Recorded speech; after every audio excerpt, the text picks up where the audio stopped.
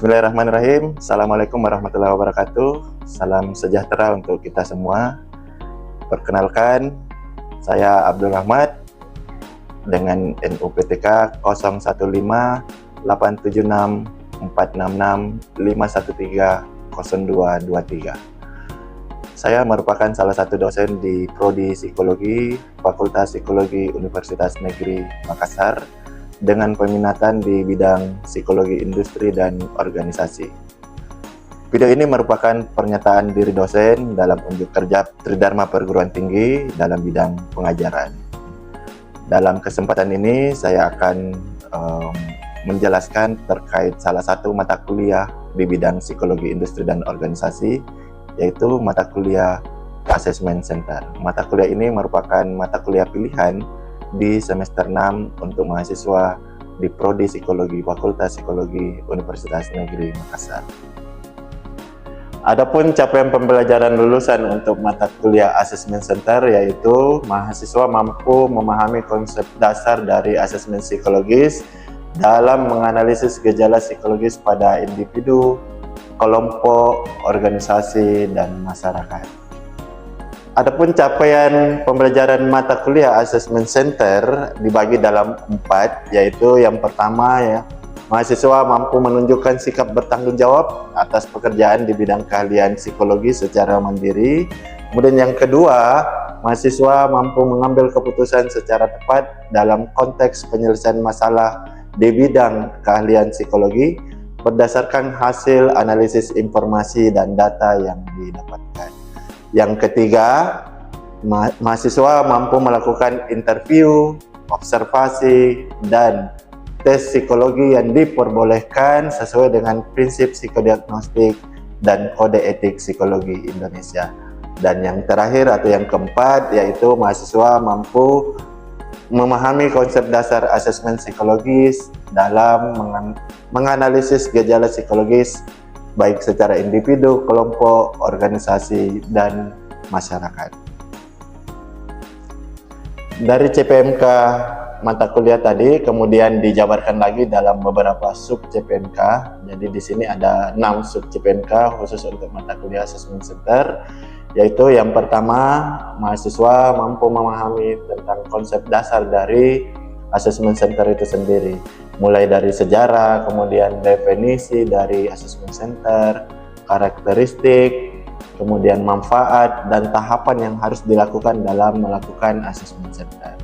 Yang kedua, mahasiswa mampu membedakan dan menyusun instrumen yang akan digunakan atau metode-metode yang akan digunakan dalam melakukan Assessment Center. Kemudian yang ketiga, mahasiswa mampu memahami mengenai peran dari asesor, bagaimana cara menyeleksi asesor, kemudian jumlah asesor yang akan dilibatkan, dan juga training atau pelatihan untuk asesor. Yang keempat, mahasiswa mampu menyusun persiapan pelaksanaan Assessment Center, mulai dari menentukan posisi atau job target, kemudian profil kompetensi, dan yang terakhir yaitu matriks kompetensinya. Yang kelima, mahasiswa mampu menyusun implementasi program Assessment Center, mulai dari persiapan sebelum pelaksanaan, menjelang pelaksanaan, saat pelaksanaan, dan bagaimana melakukan pengolahan data hasil Assessment Center. Yang terakhir atau yang keenam, mahasiswa mampu membuat laporan akhir hasil Assessment Center. Tentunya hasil ini harus sesuai dengan kesepakatan dengan pihak yang terkait dalam menuliskan laporan hasil Assessment Center atau gaya tulisan yang kita akan gunakan, format laporan yang akan dibuat di akhir. Metode pengajaran dalam mata kuliah Assessment Center ini ada beberapa yang kami gunakan. Yang pertama yaitu metode presentasi materi yang akan dilakukan oleh dosen ataupun nanti ditentukan kelompok penyaji dari mahasiswa. Ada juga model penugasan yang akan dikerjakan oleh mahasiswa. Kemudian yang kedua, praktikum. Ada beberapa tools dalam Assessment Center yang akan dipraktekkan langsung oleh mahasiswa, yaitu Leaderless Group Discussion atau LGD, kemudian Problem Analysis atau PA, dan Intre. Kemudian Karena mata kuliah ini termasuk dalam project based learning atau PBL, maka mahasiswa akan mengerjakan sebuah project. Jadi secara berkelompok mereka akan turun lapangan, tentu melakukan assessment center kepada mitra atau instansi yang telah ditentukan bersama. Jadi mereka akan menyepakati terkait job target yang akan dilakukan assessment sampai dengan penyusunan laporan akhir assessment center. Untuk media pengajaran, kami di Universitas Negeri Makassar sudah dibekali dengan Learning Management System atau LMS yang biasa kami gunakan, yaitu LMS SAMOKE. Dari setiap kegiatan perkuliahan itu akan dibuatkan mata kuliahnya di dalam SAMOKE dan mahasiswa akan mengakses SAMOKE untuk bisa mengikuti perkuliahan.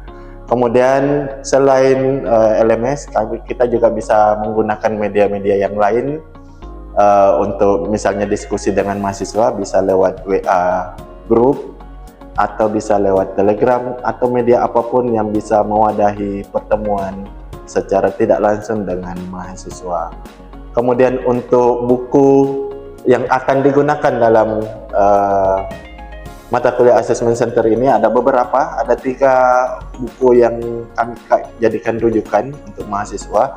Yang pertama buku dari Taylor tahun 2007 terkait Practical Guide to Assessment Center and Selection Method. Jadi di sini ada banyak rujukan untuk mahasiswa bisa belajar atau membaca terkait Assessment Center. Kemudian yang kedua ada buku dari Edinburgh 2005 terkait Assessment Methods in Recruitment, Selection, dan Performance. Kemudian yang ketiga buku dari Prihadi yaitu Assessment Center, Identifikasi, Pengukuran, dan Pengembangan Kompetensi. Itu beberapa rujukan buku yang kami akan sajikan kepada mahasiswa selama perkuliahan Assessment Center. Selain itu, mahasiswa juga dibolehkan untuk mencari rujukan lain yang kira-kira relevan dengan mata kuliah Assessment Center. Untuk asesmen atau penilaian mahasiswa dalam mata kuliah ini ada 2 bentuk penilaian yang kami lakukan. Yang pertama yaitu menilai afeksi dari mahasiswa. Jadi afeksi itu terkait dengan sikap mahasiswa selama di kelas dan juga kehadiran mahasiswa. Kemudian yang kedua yaitu kognitif. Jadi kognitif ini menilai bagaimana kemampuan kognisi mahasiswa selama mengikuti perkuliahan dalam bentuk penugasan, kemudian kuis atau ujian tengah semester, dan juga laporan akhir mata kuliah. Mari kita simak video pembelajaran berikut ini. Oke, Assalamualaikum warahmatullahi wabarakatuh. Waalaikumsalam warahmatullahi wabarakatuh. Oke, selamat siang semua. Selamat datang di mata kuliah Assessment Center. Ya. Mata kuliah ini merupakan salah satu mata kuliah pilihan di bidang psikologi industri dan organisasi. Jadi saya harap yang mengambil mata kuliah ini adalah yang betul-betul mau fokus di bidang psikologi industri dan organisasi. Ya. Karena ini akan sangat menunjang nanti, apalagi yang nanti akan berprofesi sebagai konsultan di bidang psikologi. Karena Assessment Center ini salah satu sumber pencari uang untuk orang-orang psikologi, ya. Biayanya jauh lebih besar dibanding kalian melakukan asesmen psikologi biasa. Kalau asesmen psikologi biasa itu ratusan ribu, dapat 200-300 ribu per orang. Nah, di assessment center itu bisa sampai jutaan per orang, bahkan puluhan juta, tergantung seberapa sulit kompetensi yang akan kita assess nanti. Oke. Sebelum masuk ke penjelasan terkait mata kuliah Assessment Center, ada beberapa hal yang perlu kami sampaikan karena ini perkuliahan pertemuan pertama. Ada beberapa aturan perkuliahan yang perlu kita sepakati bersama. Yang pertama itu terkait bagaimana di setiap pertemuan di mata kuliah Assessment Center, ya. Wajib untuk menjunjung tinggi nilai-nilai moral dan etika. Ya. Saya pikir nilai-nilai moral dan etika semua orang hampir sama, ya. Yang mana yang benar, yang mana yang salah, bagaimana cara penyampaian dan lain sebagainya. Yang kedua, ini aturan wajib, ya, dan ini selalu juga masalah di tiap semester. Jadi kewajiban itu 80% kehadiran, ya. Termasuk izin sakit tanpa keterangan. Itu maksimal hanya 20%. Lewat dari itu maka dinyatakan tidak melulusi mata kuliah yang diikuti. Mengenakan pakaian yang sopan dan rapi, tidak kaos oblong, ya. Pakaiannya sopan dan rapi, kayaknya hari ini lumayan. Kemudian berpartisipasi aktif di setiap pertemuan dan minta izin jika ingin keluar kelas, ya. Ini terkait dengan tadi moral dan etika. Jangan tiba-tiba langsung berdiri keluar. Wajib dikerjakan setiap tugas yang diberikan. Dan terakhir, plagiasi di dunia akademik itu haram hukumnya, maka akan diberikan nilai langsung E. Nah, karena kita pertemuannya luring dan daring, untuk daring ada beberapa hal yang perlu diperhatikan terkait nama profil, harus menggunakan kelas karena ada beberapa kelas di mata kuliah Assessment Center. Kemudian pemberian materi nanti harus mengaktifkan video. Ada ikon resen yang bisa digunakan kalau ingin menyela atau memberikan pertanyaan kepada dosen atau penyaji pada saat itu. Sampai di sini ada yang mau ditanyakan? Jelas? Jelas? Oke, kita lanjut ya. Nah, di mata kuliah ini karena tim teaching ada beberapa dosen yang mengampu. Ada pembagiannya. Pertemuan pertama akan diampu oleh saya sendiri, bahas tentang kontrak kuliah dan pengantar tentang konsep dasar dari Assessment Center. Kemudian pertemuan 2 dan 3 akan masuk ke salah satu tools yang biasa digunakan di Assessment Center, yaitu problem analysis. Ya. 2 pertemuan karena pertemuan pertama akan membahas teori, kemudian pertemuan berikutnya langsung praktek terkait bagaimana tools problem analysis dilakukan dalam Assessment Center. Jadi ada 3 tools yang kami akan berikan di mata kuliah ini. Problem analysis, kemudian LGD, Leaderless Group Discussion, kemudian ada Intry. Kemudian setelah itu ada UTS. Pertemuan 9 masuk ke peranan asesor, saya akan masuk lagi di pertemuan ke-9, jadi saya akan masuk pertemuan pertama dan pertemuan ke-9. Kemudian selanjutnya ada pelaksanaan persiapan pelaksanaan Assessment Center yang akan diampu oleh Bu Hilwa. Kemudian pengolahan data akan diampu oleh Pak Lukman bersama dengan materi terkait pembuatan laporan hasil, kemudian feedback oleh Pak Iradat. Terakhir, di ujian akhir semesternya itu kalian mengumpulkan laporan pelaksanaan Assessment Center. Apa yang akan kita pelajari? Pertama terkait konsep dasar, kemudian bisa membedakan metode Assessment Center dengan metode assessment lain. Mengetahui manfaat dari penerapan metode Assessment Center, tahapannya secara sistematis dari awal sampai selesai, kemudian proses yang dilakukan dalam Assessment Center.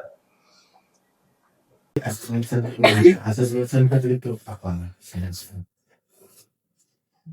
Jadi ini yang banyak kalau kita sebut kata center di belakang sesuatu itu cenderung mengarah ke tempat. Jadi sport center berarti pusat kembangan, pusat olahraga, tempat orang buat olahraga. Nah, ketika kita sebutkan juga assessment center, kadang orang berpikirnya adalah pusat assessment, tempat kita melakukan assessment. Padahal di konsep kita assessment center itu adalah serangkaian simulasi atau metode yang kita gunakan untuk mengungkap kompetensi seseorang. Ya, jadi sekali lagi yang kami tekankan di sini adalah assessment center itu bukan tempat, tapi serangkaian kegiatan yang dirancang untuk mampu membuat peserta menunjukkan kompetensi yang mereka miliki pada saat itu. Terkait definisi ada beberapa definisi, tapi yang kita simpulkan di sini adalah assessment center itu assessment yang berbasis kompetensi. Sekali lagi, asesmen yang berbasis kompetensi. Nah, kalau asesmen psikologi kan biasanya kita lakukan adalah untuk menilai potensi, bukan kompetensi. Jadi asesmen psikologi yang biasa kita lakukan yang umum pakai ada tes, misalnya IST, apalagi Kraepelin dan lain-lain. Itu kita menilai potensi seseorang. Tapi di asesmen center yang kita nilai adalah kompetensi dan melibatkan berbagai teknik evaluasi yang kita seperti yang saya sampaikan di awal di materi asesmen center yang kita pelajari ini ada 3 tools yang akan kita pahami lebih dalam, yaitu ada KGD, Leadership Discussion, yang ketiga yaitu ITRAC. Melibatkan multiple assessor, jadi bukan didampingi hanya satu assessor. Karena nanti kita akan bahas di tahapannya, ada namanya assessor meeting. Assessor meeting itu berarti kita akan diskusi sesama assessor terkait hasil yang akan kita tuliskan di laporan. Kalau ada yang mau ditanyakan langsung raise saja. Nah, kapan kita menggunakan assessment center? Proses seleksi tentu saja, kemudian pengembangan karir atau perencanaan sukses. Kalau ada rencana promosi jabatan, biasanya kita menggunakan assessment center. Jadi jarang sekali memang digunakan untuk merekrut karyawan baru. Salah satu alasannya adalah karena biayanya mahal. Digunakan juga untuk pekerjaan di mana kompetensi fokus pada soft skill. Jadi kalau hard skill itu kan pakai ujian dengan skill yang kita butuhkan, tapi kalau di asesmen center itu kita fokusnya pada soft skill. Proses promosi, kemudian asesmen center juga kalian tidak gunakan kalau metode yang lain sudah dianggap gagal, tidak bisa mengungkap apa yang kita harapkan. Maka kita menggunakan asesmen center. Manfaatnya apa saja? Ya, proses rekrutmen, seleksi, dan promosi ya, tetap digunakan untuk rekrutmen, tapi untuk jabatan tertentu, biasanya manajerial ke atas. Oleh polisi. Kemudian yang kedua, identifikasi kompetensi kandidat secara dini, diagnosis kebutuhan pelatihan. Jadi dari sini kita bisa tahu kelemahan, kekurangan dari karyawan yang ada. Dan melalui hasilnya kita bisa paham apa yang harus dikembangkan dari karyawan. Jadi sangat berguna untuk pelatihan dan pengembangan karyawan. Kemudian untuk perencanaan organisasi dan yang terakhir adalah follow up challenge. Follow up challenge itu maksudnya seperti ini. Jadi kita akan paham siapa orang-orang atau karyawan di tempat kita yang memiliki performa tinggi, memiliki potensi yang tinggi. Tentu yang tinggi performanya, yang tinggi potensinya itu masuk di klasifikasi level 9 kalau kita buat levelnya. Jadi yang biasanya masuk di level 1, 2, 3 ini biasanya perusahaan, kalau di swasta itu biasanya buat hal-hal yang tidak menyenangkan untuk yang bersangkutan agar mereka memilih untuk keluar dari perusahaan. Makanya jangan heran ada yang tiba-tiba dimutasi jauh sekali dari tempatnya. Itu salah satu cara mereka bukan untuk membuat kita resign dari perusahaan.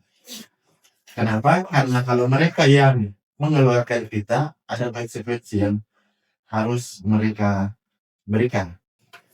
Nah, yang potensial 789 ini yang biasanya tinggal menunggu waktu kapan ada promosi jabatan, maka mereka akan diusulkan promosi jabatan. Terus selanjutnya kenapa kita menggunakan asesmen center? Di asesmen center sekali lagi kita kombinasikan berbagai metode asesmen, ya. Kemudian asesornya juga multiple asesor yang digunakan. Paling powerful untuk memprediksi profil yang diinginkan dan menghemat waktu dan biaya. Maksudnya menghemat waktu dan biaya, kita tidak butuh mereka kita kasih Yang kita kasihkan kan kayak tadi, simulasi bisnis. 1 hari selesai. Kayak kita kalau orang kedokteran mungkin dimasukkan ke laboratorium, dilihat mereka bekerja. Tapi kan kita tidak perlu masuk laboratorium. Kita bawa perangkat yang bisa mereka gunakan untuk simulasi. Kita kalau di HR biasanya kan kita kasih dia berkas-berkas, setumpuk berkas untuk mereka dia eksekusi. Yang mana yang dia selesaikan sendiri, yang mana yang harus mereka disposisi ke departemen lain yang sesuai. Karena kan tidak semuanya juga akan kita eksekusi. Nah, simulasi-simulasi itu akan kita berikan sehingga menghemat waktu. Tidak perlu mereka langsung uji. Kan kalau kita baru masuk kerja namanya OJT, on the job training biasanya. Kita dilatih dulu 3 bulan, lihat kemampuannya. Bayangkan 3 bulan saja itu waktunya cukup lama. Dibanding kita melakukan assessment center, cukup 1 minggu biasanya. Mulai dari pelaksanaan sampai pelaporan. Nah, kalau mereka kita kasih OJT dulu, biayanya pasti jauh lebih mahal. Karena 3 bulan misalnya pasti ada uang saku minimal, uang transportnya kita tanggung dan lain sebagainya. Belum lagi kita sediakan misalnya pakaian dan lain sebagainya. Jadi masih dianggap bisa menghemat waktu dan biaya. Ya, mengukur performance dan potensi yang berkaitan dengan kepemimpinan di masa yang akan datang. Ya. Mengajak manajer untuk terlibat dalam proses, jadi bisa kita libatkan manajernya langsung untuk terlibat. Bisa dia sebagai asesor juga, kalau memang sudah memiliki kompetensi sebagai asesor, bisa kita libatkan manajernya sebagai asesor. Karena mereka akan jauh lebih paham kondisi dari karyawannya. Bisa melihat kompetensi secara individual maupun kelompok, bisa memberi feedback. Jadi feedback tadi itu yang bisa digunakan untuk rencana pelatihan dan pengembangan organisasi. Bahkan ke individu yang bersangkutan kita bisa sampaikan. Ini kelemahannya, ini kekurangannya, ini yang nilai lebihnya di sini. Jadi mereka paham sendiri, apalagi yang mereka bisa kembangkan ke depannya. Nah, masuk ke karakteristik assessment center ya. Kompetensi yang diikut terkait job target, ini nanti akan kita lakukan profiling kompetensi dulu di awal, ya, yang mana saja yang kita akan assess pada saat pelaksanaan. Menggunakan beberapa latihan untuk mengukur perilaku. Ya. Jadi tadi ada simulasi, ada diskusi kelompok, kemudian ada problem analisis, salah satu yang bisa digunakan sebagai tools dalam pelaksanaan. Terdiri dari 6 asesi, 6 plus minus 1, jadi minimal 5, maksimal 7 untuk satu job target. Identifikasi dulu kompetensi yang akan kita assess ya. Bisa melihat visi misi dari organisasi, identifikasi berbagai jabatan yang ada, atau lihat strategik bisnisnya. Proses yang kedua, menyusun atau menentukan desain yang akan kita gunakan dalam asesmen. Ya. Apakah kita menggunakan LGD dengan PA atau LGD dengan Intray, itu sangat tergantung dari identifikasi kompetensinya. Ada misalnya beberapa kompetensi yang sepertinya tidak cocok dengan LGD. Lebih cocok dengan wawancara, misalnya ada yang mau pakai wawancara. Boleh-boleh saja, tidak ada masalah. Kemudian tahap terakhir, ya, di sini penentuan atau penulisan laporan di sini. Jadi kita sudah mengolah data yang dikumpulkan, asesor meeting di situ, mendiskusikan nilai yang akan diberikan dari setiap kompetensi. Secara umum akan dikerjakan oleh tim asesor yang melaksanakan asesmen. Nah, siklusnya tahapannya dari awal ya. Kompetensi profiling, kemudian kita desain simulasi apa yang digunakan, collecting data atau pelaksanaan kegiatan di sini. Ya. Kita laksanakan RGD-nya, wawancaranya, dan seterusnya. Kemudian setelah itu asesor meeting. Oke. Ada yang punya gambaran asesor meeting seperti apa? Apa yang akan disepakati oleh asesor pada saat asesor meeting? Misalnya, saya asesor 1, Mayang asesor 2. Nilai saya untuk kompetensi kerjasama tim 3. Nilainya Mayang sebagai asesor 4. Kira-kira berapa skor yang akan kami tuliskan pada saat asesor meeting? Nilai saya 3, nilainya Mayang 4 untuk kompetensi yang sama. Bagaimana menyepakati nilai yang akan digunakan untuk kandidat itu? Karena sekali lagi, asesmen kita multi asesor juga, multiple asesor. Ada yang bisa menjelaskan kira-kira bagaimana menyepakati kalau nilainya berbeda antara saya dengan asesor yang satunya? Kalau sama aman ya. Apa yang mau didiskusikan kalau sama nilainya? Nah, kalau berbeda misalnya, apa yang akan disepakati? Saya beri nilai 3, Mayang misalnya sebagai asesor beli nilai 4. Yang mana yang akan kita sepakati? Ya. Mungkin pakai nilai rata-ratanya, jadi dijumlahkan nilai yang dari asesor 1, asesor 2, kemudian dirata-ratakan menjadi nilai rata-rata itu akan menjadi nilai di kompetensi itu. Oke. Katanya dirata-ratakan. Jadi dijumlahkan, kalau hanya 2 asesor berarti asesor 1, nilai asesor 1 dengan asesor 2 kemudian dibagi 2. Kalau 3 asesor berarti 1, 2, 3 dibagi 3. Oke. Semua sepakat seperti itu. Asesor meeting cara menyepakatinya adalah menjumlahkan nilai.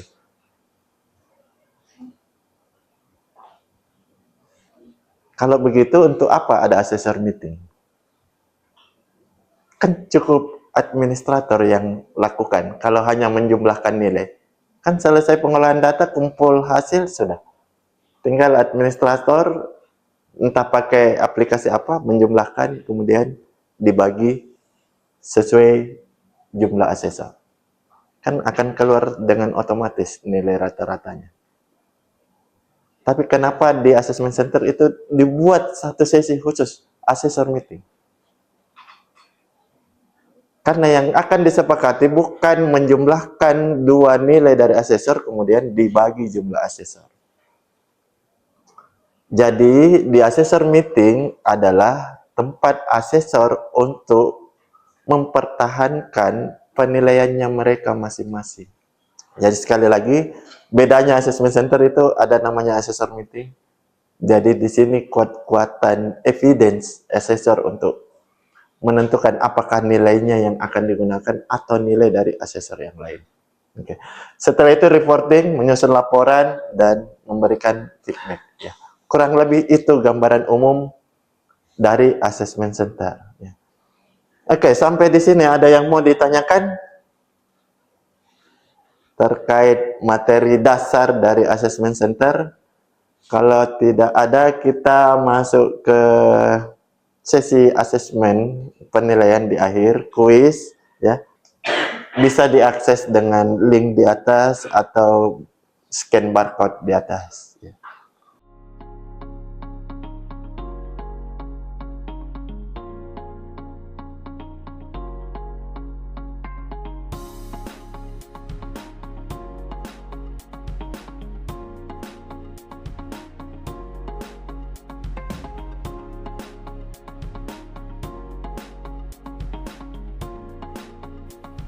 Oke, sekian perkuliahan kita hari ini. Terima kasih atas perhatian dan kerjasamanya.